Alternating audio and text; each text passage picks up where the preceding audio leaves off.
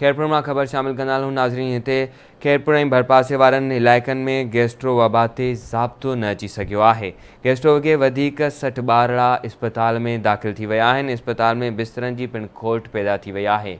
आम ख़बर नाज़रीन अवांखे ॾियूं पिया खैरपुर में गैस्ट्रो वबा ते ज़ाब्तो न अची सघियो आहे। गैस्ट्रो वबा वॻे वधीक 60 ॿारड़ा इस्पताल में दाख़िल थी विया आहिनि। इस्पताल में बिस्तरनि जी पिणु खोट पैदा थी वई आहे।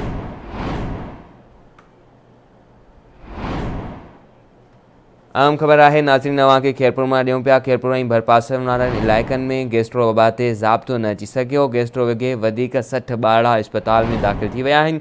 इस्पताल में बिस्तरनि जी पिणु खोट पैदा थी वई आहे। इन हवाले सां तफ़सील मालूम कंदासीं खैरपुर में आवाज़ न्यूज़ के रिपोर्टर शकील जावरी खां। जी शकील, छा तफ़सील आहिनि, आगाह कजो। जी बिल्कुल, खैरपुर में गैस्ट्रो जा हाना जारी आहिनि। खैरपुर में मासूम ॿारनि में गैस्ट्रो जी बीमारी वॾे पैमाने ते पकड़जी वई आहे, जंहिं सबबि रोज़ानो जी बुनियाद ते वॾे अंग में जेके मासूम ॿारड़ा आहिनि उहे सरकारी इस्पतालुनि तरफ़ आंदा पिया वञनि। ऐं उन हवाले सां वालदेन जो चवणु आहे त खैरपुर जी सरकारी इस्पतालुनि में जेका आहे उहा इंतिहाई हालत ख़राब आहे। इस्पतालुनि में सफ़ाई सुथराई जो बहितर इंतज़ाम न आहे।